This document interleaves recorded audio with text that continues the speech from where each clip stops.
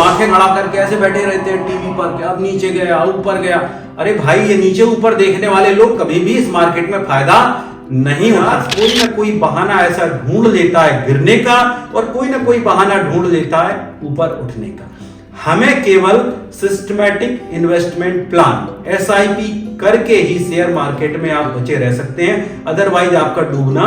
साथियों, share market से ज्यादा आसान पैसा कमाने में सक्षम कोई भी तरीका नहीं। साथियों, जब आप शेयर बाजार में डूबते हैं तो आपके साथ साथ आपके रिश्ते, आपके परिवार की खुशियां, आपकी सेहत और जाने क्या क्या। रियल इन्वेस्टर की जो मानसिकता है वो ये होती है कि वो जुआरी मानसिकता है। तो आपको जुआरी मानसिकता से बाहर, और आप आश्चर्य करेंगे कि मैंने 1-1.5 साल के भीतर वो 6 लाख के 6 लाख रुपए डूबे। तो सबसे पहली बात यह है कि ये जो मेंटालिटी है कि आपने रोज बाजार को देखना है, रोज खरीदना है, रोज बेचना है, ये बहुत ही घटिया मानसिकता और ये गरीब मानसिकता है। आपको इससे बाहर निकलना।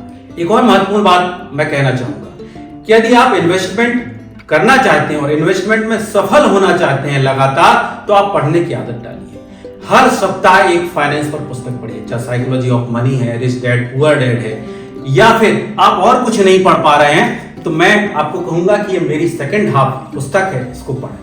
क्योंकि इस पुस्तक में मैंने वो सीक्रेट्स बताए हैं जिनको आप अपनी जिंदगी में अमल करके न केवल सक्सेस पा सकते हैं फाइनेंशियल तरीके से, बल्कि इमोशनली सक्सेस पा सकते हैं, हेल्थ में सक्सेस पा सकते हैं और अपनी जिंदगी में सफलता पा सकते हैं। तो आपने यदि ये किताब नहीं पढ़ी है तो आप जरूर पढ़िए। इस किताब को हजारों लोग इस समय पढ़ रहे हैं और जिसने भी इस किताब को पढ़ा है उसने इस किताब को सराहा है। तो मैं आपको इस किताब को पढ़ने की आदत डालने के लिए कहूंगा, इस किताब को पढ़ने के लिए आग्रह करूंगा, और आप हर सप्ताह फाइनेंस पर कम से कम एक किताब पढ़ें। साथियों नमस्कार, मैं ब्रह्मित गुप्ता, आपका दोस्त, मोटिवेशनल स्पीकर और शून्य से शिखर की ओर सेकंड हाफ पुस्तक का लेखक। साथियों, आज हम जिस टॉपिक पर बात कर रहे हैं वो दुनिया का सबसे महत्वपूर्ण टॉपिक है। मतलब आज हम बात करने वाले हैं रुपए पैसे की, और रुपए पैसे का कैसे इन्वेस्टमेंट करें और कैसे उसको आप कमाएं। इस बारे में मैं आपको अपने पूरे जीवन का सार आज अर्पित करने जा रहा हूं, और मैं ये चाहता हूं कि अगले 15-20 मिनट आप मेरे साथ जुड़े रहें, क्योंकि मैं आपको अपने जीवन में की गई भूलें और क्या मेरी उपलब्धियां रही और मैंने अनुभवों से क्या सीखा वो सब आपको बताने जा रहा हूं। तो बात शुरू करते हैं 2011 की। मैंने बहुत सारी वीडियोस देखे थे उस समय और बहुत लोगों से सीखा था कि शेयर मार्केट से बहुत पैसा कमाया जा सकता है। मेरे पास उस समय पैसे नहीं थे, तो मैंने क्या किया, मैंने एक पर्सनल लोन स्वीकृत कराया बैंक से। वो था 6 लाख रुपए का, और मैंने उस 6 लाख रुपए से शेयर मार्केट में अपना डीमैट अकाउंट बनवाया और मैंने इन्वेस्टमेंट करना शुरू किया। अब मैं क्या करता था कि प्रत्येक दिन जो लंच का टाइम होता है 2 बजे के आसपास मैं घर आ जाता था लंच के बहाने से, और आ करके देखता था कि शेयर मार्केट में क्या हाल है, कौन सा शेयर ऊपर जा रहा है, कौन सा शेयर नीचे आ रहा है। और मैं बहुत सारी जो टेलीविजन पर चलते हैं, चाहे वो जी बिजनेस हो, चाहे वो CNBC आवाज हो, मैं उसको देखता था, उसके आधार पर अंदाजा लगा करके इन्वेस्ट करता था। और आप आश्चर्य करेंगे कि मैंने 1-1.5 साल के भीतर वो 6 लाख के 6 लाख रुपए डुबो दिए। मैंने किया क्या ऐसा कि मेरे सारे पैसे डूब गए? जो इन चैनलों पर आते हैं उनके हिसाब से, या जो अखबार में आता है उसके हिसाब से मैं इन्वेस्ट कर देता था।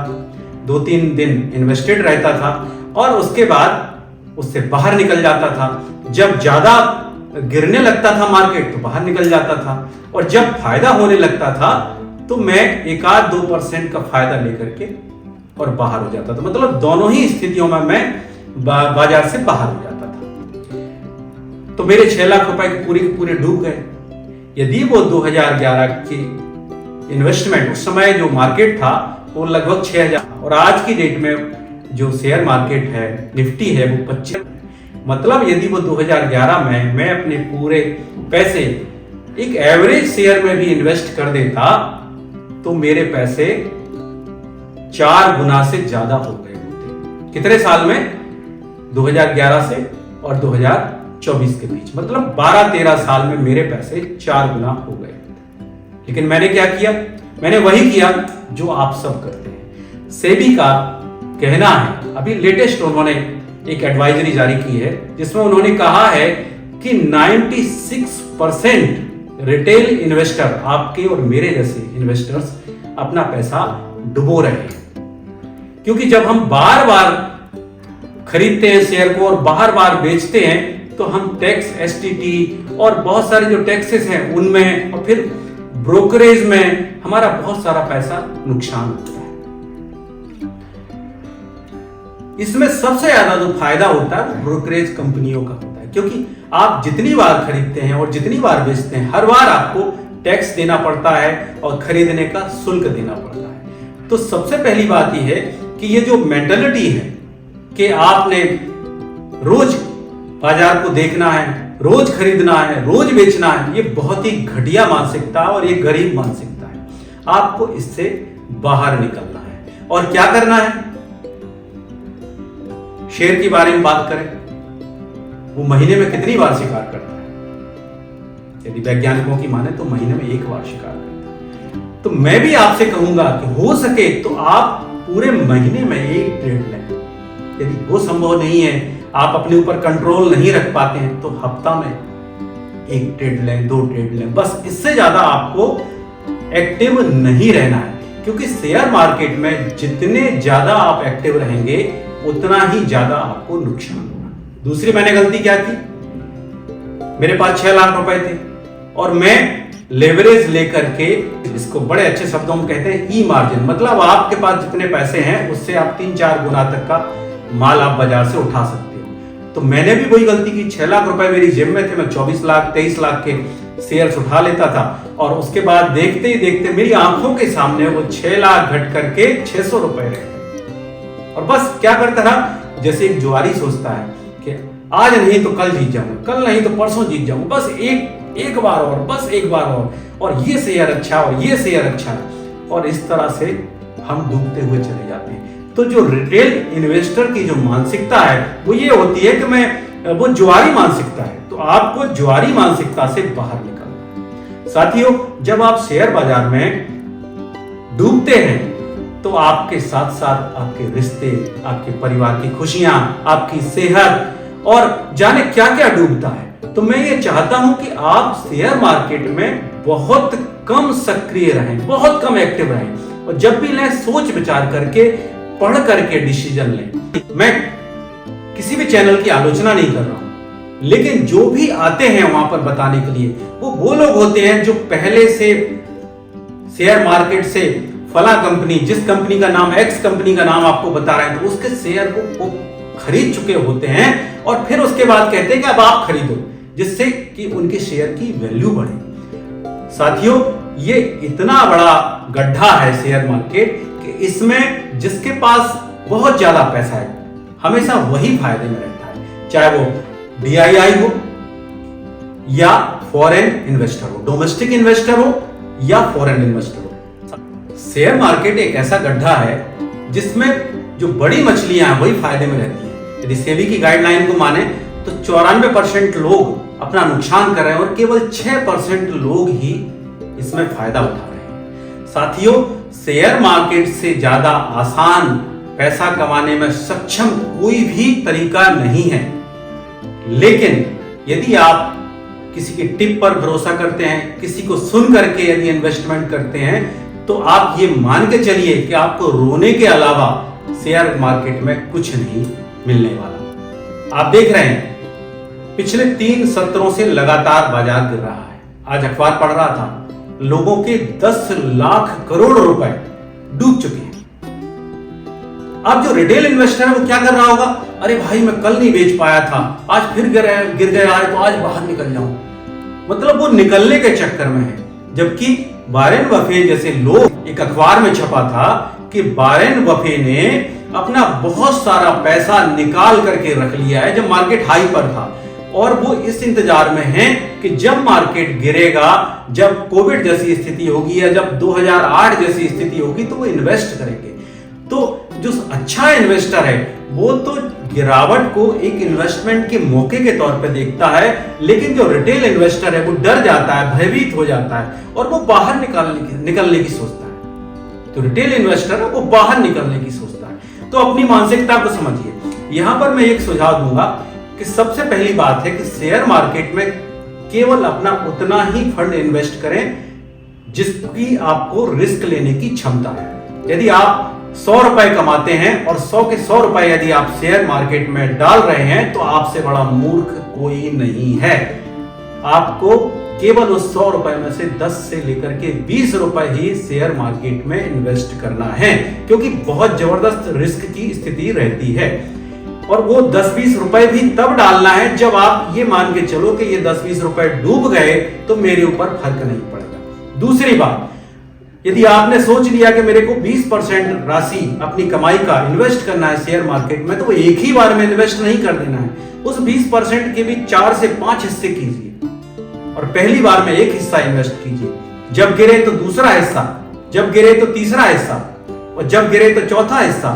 इस तरह से जब आप पैसे का SIP करते हैं तो फायदे के चांसेस बहुत ज्यादा है। साथियों, मैं आपको बताना चाहूंगा कि शेयर मार्केट एकदम से सीधा ऊपर नहीं जाता है, ये जिगजैग चलता है, ऐसा ऐसा, फिर ऊपर जाएगा, फिर नीचे आएगा, फिर ऊपर जाएगा, फिर नीचे आएगा, और ये एक साइकिल में चलता है। और उस साइकिल को कोई भी आदमी, दुनिया के बड़े से बड़े फंड मैनेजर भी ट्रैक नहीं कर सकते। जब बाजार को गिरना है तो मैंने आपको बताया कि DII और FII, फॉरेन इंस्टीट्यूशंस और डोमेस्टिक इंस्टीट्यूशंस, उस कंडीशन को पैदा कर देते हैं कि जिसमें बाजार गिरने लगता है, या फिर कोई ना कोई इंटरनेशनल कंडीशन ऐसी बन जाती है।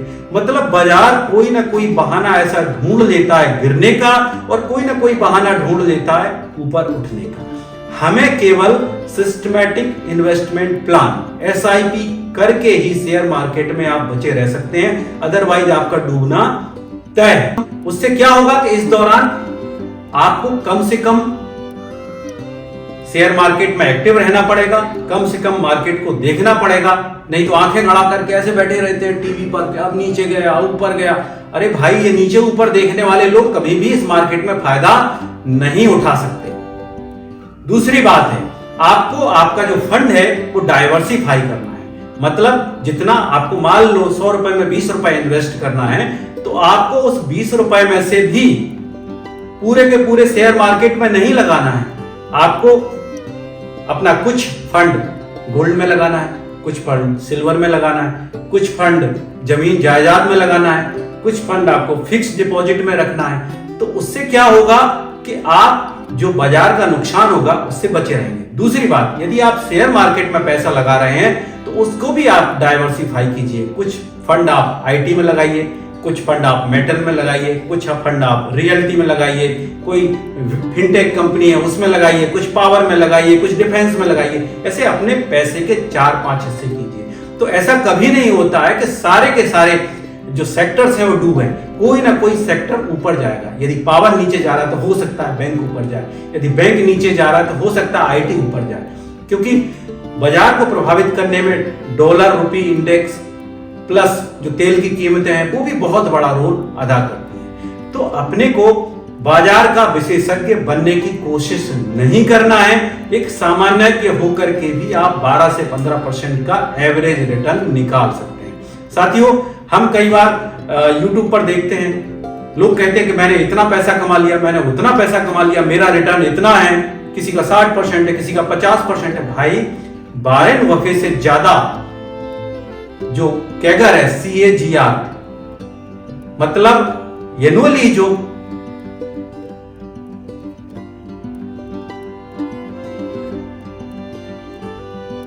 CAGR मतलब कंपाउंडेड एनुअल ग्रोथ रिटर्न, वो 20-22% है।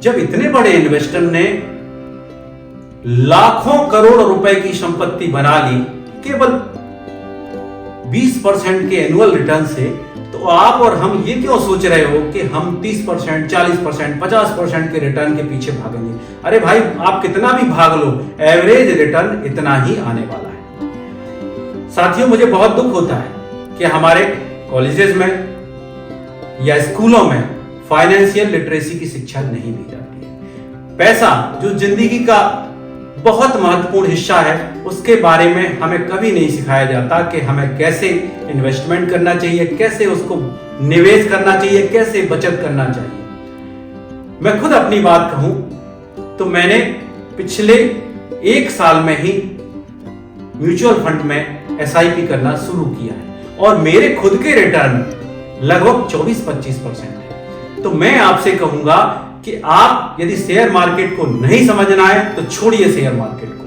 आप म्यूचुअल फंड में इन्वेस्टमेंट कीजिए। और करना क्या है, आपको 4-5 म्यूचुअल फंड चुनना है, एक स्मॉल कैप, एक मिड कैप, एक लार्ज कैप, एक मल्टी कैप। मल्टी कैप वो वाला फंड होता है जिसमें शेयर मार्केट्स के अलावा मेटल्स और बहुत सारे सेक्टर से इन्वॉल्व करके उसमें मल्टी कैप बनाया जाता है। और आप इसको चुनने के लिए किसी भी प्लेटफॉर्म पर जा करके या अपने किसी भी फाइनेंशियल एडवाइजर से मिल करके और ये देख लीजिए कि जो पिछले 3 साल में अच्छा रिटर्न दे रहे हैं, आप उन्हीं में से किसी पर बेट लगाइए और हर महीने एक नॉमिनल SIP डालिए। आपको मैं बताना चाहूंगा कि आप 100 रुपए से भी अपनी SIP शुरू कर सकते हैं। तो आप जितना भी आपकी इनकम है उसके 3 हिस्से कीजिए।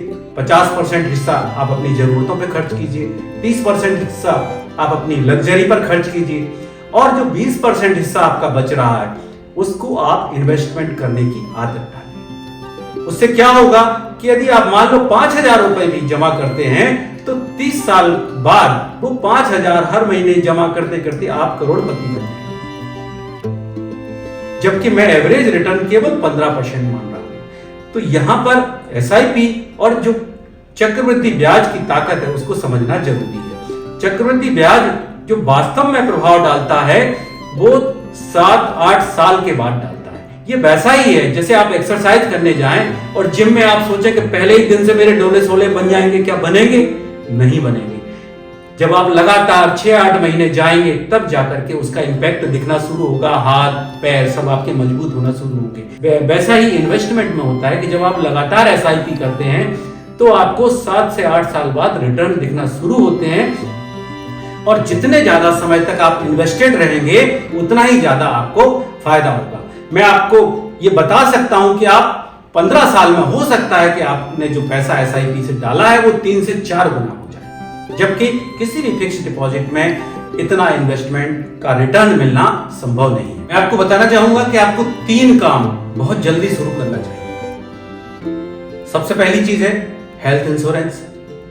जितनी जल्दी हो सके उतनी जल्दी ले लीजिए और जितने ज्यादा का मिल सके उतना ज्यादा का ले लीजिए। दूसरी चीज है लाइफ इंश्योरेंस, मतलब आप जितना भी पैसा कमाते हैं उसका कम से कम 15 से 20 गुना तक आप लाइफ इंश्योरेंस आपके पास होना चाहिए। और तीसरी चीज है इन्वेस्टमेंट की आदत आप जितनी जल्दी हो सके उतनी जल्दी शुरू कीजिए। यदि आपके बच्चे 18 साल के हो गए हैं तो उनका डीमैट अकाउंट आप खुलवा सकते हैं और यदि वो 18 साल से कम एज के हैं तब भी आपके नाम पर आपकी गार्डियनशिप में उन बच्चों का बैंक में खाता खुल सकता है और इन्वेस्टमेंट शुरू किया जा सकता है। तो ये तीनों काम आपको जल्दी से जल्दी शुरू कर देना चाहिए, जिससे आपको एक तो इंश्योरेंस है तो बहुत सस्ता मिल जाएगा और जब इन्वेस्टमेंट है उसके लिए आपको बहुत ज्यादा टाइम मिल जाएगा, क्योंकि जिंदगी में जो चीज आप पढ़ते हैं वही चीज आप समझते हुए जाते हैं। कभी भी ये सोचने की भूल नहीं करना है आपको कि आप इन्वेस्टमेंट में बहुत बड़े मास्टर हो गए। साथियों, आपने वो कहावत सुनी होगी कि तैरने वाले ही अक्सर डूबते हैं, क्योंकि जो कम तैर के जानते हैं, जो तैरना नहीं जानते हैं, वो कभी पानी में कूदते ही नहीं। तो कभी भी ये मत सोचिएगा कि आप इन्वेस्टमेंट में बहुत बड़े मास्टर हो गए हैं या आप शेयर मार्केट के विशेषज्ञ हो गए हैं, क्योंकि हमने यहाँ पर आरकॉम, रिलायंस कैपिटल और जाने कितनी कंपनियों को डूबते हुए देखा है। जब शेयर्स का चुनाव कर रहे हो तो हमेशा अच्छे शेयरों का चुनाव कीजिए। इस चक्कर में नहीं पड़े कि मुझे पेनी स्टॉक ही लेना है, मतलब 5 रुपए का शेयर लेना है या 10 रुपए का ही शेयर लेना है। अरे भाई नहीं, जो अच्छे शेयर्स हैं, आप निफ्टी में जो 50 शेयर्स आते हैं वो है, या सेंसेक्स में जो 30 शेयर्स आते हैं वो है, या ज्यादा से ज्यादा लेना है तो कुछ अच्छे मिड कैप्स आप ले सकते हैं। और स्मॉल कैप यदि ले रहे हैं तो आप म्यूचुअल फंड जब आप खरीदते हो या किसी भी म्यूचुअल फंड की आप जानकारी लेते हो तो आप देखोगे कि आप स्मॉल कैप म्यूचुअल फंड है, तो आप उसकी जब डिटेल में जाओगे तो अब वहां पर आपको ये पता चल जाएगा कि वो म्यूचुअल फंड जो नामी गिरामी है वो कौन कौन से स्मॉल कैप में इन्वेस्ट कर रहे हैं। आप वहां से स्मॉल कैप उठा सकते हैं, क्योंकि जो फंड मैनेजर्स हैं, जो बड़े बड़े समझदार लोग हैं, दुनिया के लाखों करोड़ों रुपए का जो मैनेज करते हैं, उनको ये अंदाजा बहुत पहले हो जाता है। हम और आपसे 2 और 3 महीने पहले उन्हें अंदाजा लग जाता है कि किस कंपनी में क्या चल रहा है। तो आप उनकी जो रिसर्च है उसका आप फायदा ले सकते हैं। लेकिन मैं फिर ये कहूंगा आपसे, आप उतनी ही रिस्क लीजिए जितनी की आपको क्षमता है। किसी को देख करके अपना रिस्क मत बढ़ाइएगा, क्योंकि जब डूबोगे तो कोई रोने वाला नहीं मिलेगा, अपने भी साथ छोड़ जाएंगे। और यहां पर सबसे बड़े सावधानी की बात मैं ये करूंगा कि कभी भी उधार लेकर के शेयर मार्केट में इन्वेस्ट आपको नहीं करना है। यदि आप उधार लेकर के करेंगे तो आप ये मान के चलिए कि जिस दिन वो पैसा डूबेगा वो रिश्तेदार और वो मित्र आपके पीछे पड़ जाएंगे और आप डिप्रेशन में चले जाओगे। साथियों, आप किसी भी दिन का अखबार उठा करके देख लीजिए, शेयर मार्केट में असफल होने वाले या व्यापार में असफल होने वाले लोग कई विपरीत परिस्थितियों में आत्महत्या तक कर रहे हैं। साथियों, मैं ये कहना चाहूंगा, आज लोगों के लाखों रुपए के पैकेज हैं, लेकिन वो बचत करने की आदत नहीं डाल रहे हैं। और बचत नहीं करने के कारण क्या होता है कि मान लो आप प्राइवेट सेक्टर में काम कर रहे हैं और आपकी नौकरी छूट जाती है, तो मैंने देखा है पिछले दिनों कई ऐसे उदाहरण सामने आए हैं जिनमें उस पूरे परिवार ने आत्महत्या कर ली। तो ये आपके साथ नहीं होना चाहिए। उसका तरीका ये है कि जब आप अच्छे समय में हो तो आप बचत करने की आदत डालिए, फिजूल का जो खर्च है उसको बचाइए, आप अपना बजट बनाइए और ये देखिए कि कहां कहां से आप पैसा बचा सकते हैं। साथियों, मैं ऐसे लोगों को भी जानता हूं जो महीने में 20,000 रुपए ही कमाते हैं, लेकिन कभी आप उनसे मिलेंगे तो आप इतना उनको मुस्कुराते हुए देखेंगे कि आपको उनसे जलन होने लगेगी। मुझे भी जलन होती है उनसे, और जब मैं उनसे पूछता हूं कि उनका राज क्या है तो वो कहते हैं साहब हम तो उतने ही पैर फैलाते हैं जितनी हमारे पास चादर है, हम लग्जरी को टालते जाएंगे, क्योंकि लग्जरी जरूरी नहीं है। आपके लिए जरूरतें जो है जरूरी हैं, लग्जरी को आप टालते जाइए। कोई फर्क नहीं पड़ेगा कि आप एक अच्छी कार आज लेना चाहते थे, यदि आप 2 साल बाद लें, अच्छी घड़ी आज लेना चाहते हैं 2 साल बाद लें, अच्छा फोन आज लेना चाहते हैं 2 साल बाद लेंगे, तो भी कोई बहुत बड़ा फर्क नहीं पड़ने वाला है आपके ऊपर। लेकिन यदि आपने EMI पर या आपने लोन पर या क्रेडिट कार्ड के थ्रू कोई ऐसी चीज ले ली जिसका दिमाग पर आपके वजन बढ़ा, तो फिर आप परेशान हो जाएंगे, क्योंकि आपकी इनकम रातों रात नहीं बढ़ सकती। इनकम तो धीमे धीमे ही बढ़ेगी। जब आप अपना स्किल सुधारेंगे, जब अपने स्किल में इन्वेस्ट करेंगे, तो ही आपकी आमदनी बढ़ने वाली है, अदरवाइज आपकी आमदनी नहीं बढ़ने वाली है। तो जब आमदनी नहीं बढ़ रही है तो खर्चे भी मत बढ़ाइए, और जब आपकी आमदनी बढ़ जाए तो इसका एक जो पोर्शन है बचत का वो आप बढ़ा दीजिए। यदि आप पिछले साल 10% इन्वेस्ट कर रहे थे, तो जब आपकी आमदनी बढ़ गई है तो उसको बढ़ा करके 20% कर दीजिए। लेकिन खर्चे आप मिनिमाइज कीजिए, क्योंकि शुरू में आप खर्चे यदि बचा लेंगे तो आपको आगे चल करके जिंदगी में बहुत फायदा होने वाला है। क्योंकि जब आपके बच्चे बड़े हो जाएंगे, जब वो पढ़ने लिखने लगेंगे, तो कुछ ऐसे खर्चे आएंगे जिनको आप कम नहीं कर पाएंगे, चाहे वो कॉलेज की फीस हो, चाहे वो ट्यूशन फीस हो, या उनके रहन सहन का खर्चा है, वो हमेशा बढ़ता रहेगा। तो मैं आपको आज से ये सुझाव दूंगा कि आप बचत करने की आदत डालिए, लोगों की बातों में मत आइए, टिप्स में मत जाइए, और SIP कीजिए, ताकि कंपाउंडिंग की जो ताकत है उससे आपका इन्वेस्टमेंट लगातार ग्रो होता रहे। कंपाउंडिंग एनुअल ग्रोथ रिटर्न, इसको आप 12-15% से ज्यादा मत आंकिए, क्योंकि आप ज्यादा आंकेंगे और यदि वो कम आएगा तो आपको निराशा होगी। इतने में ही काम चलने वाला है, बस हर साल इतना प्रॉफिट आपका होता रहे। साथियों, मैंने भी बहुत बाद में ये चीज सीखी है, और मैं ये चाहता हूं कि मेरे अनुभव से आपको लाभ हो। शेयर मार्केट में मैंने 10 से 12 लाख रुपए डुबोए हैं। मैं चाहता हूं कि आपके वो पैसे न डूबें, आप उसकी जगह पर म्यूचुअल फंड में इन्वेस्ट करें, इंडेक्स फंड में इन्वेस्ट करें, या ETF में इन्वेस्ट करें। और जब बाजार गिरे तब खरीदने का दिन होता है, बेचने का दिन नहीं है। तो आप देखिए कि जब बाजार गिर रहा है तो निफ्टी के कौन से शेयर्स हैं जो नीचे गिर रहे हैं, 4-4, 5-5%, 10% नीचे जा रहे हैं, आप उनको खरीदिए। और एक बार में नहीं खरीदना है, 4-5 बार में किसी भी शेयर को खरीदना है, और धीरे धीरे छोटे छोटे हिस्से में खरीदना है। मैं एक कर्व बताऊंगा, ऐसा कर्व होता है। मान लो यहाँ पर आपने खरीदा और वो नीचे गिर गया, फिर खरीद ले, वो नीचे गिर गया, फिर खरीद ले।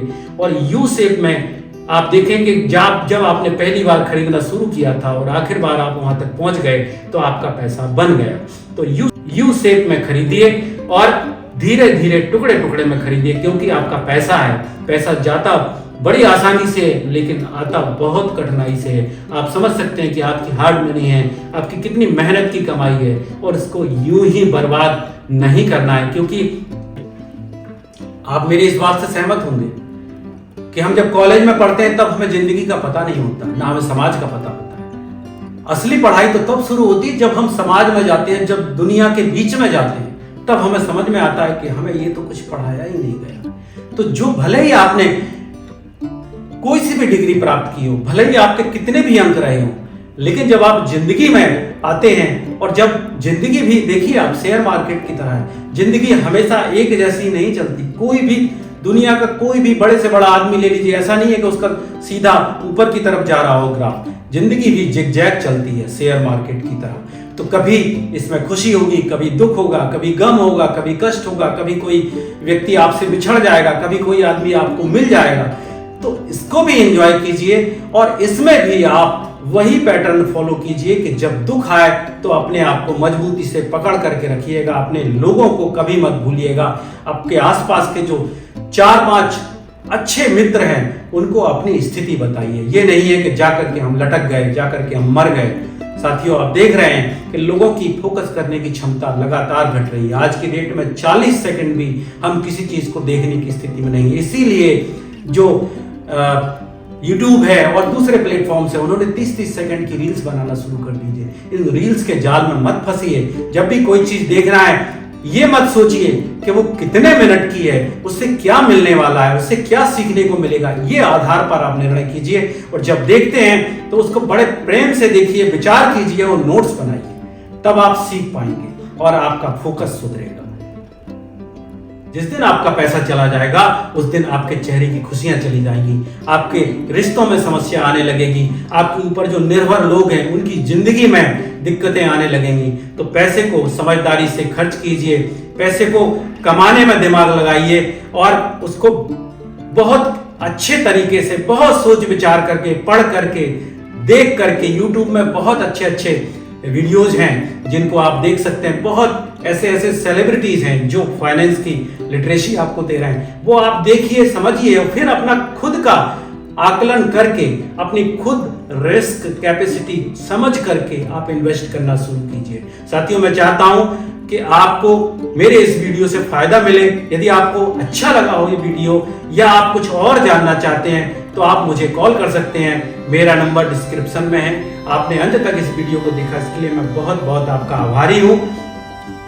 और आपने यदि मेरी किताब नहीं खरीदी है तो मैं चाहता हूं कि आप उस किताब को खरीदें, और जिससे कि आपकी जिंदगी का सेकंड हाफ शुरू हो।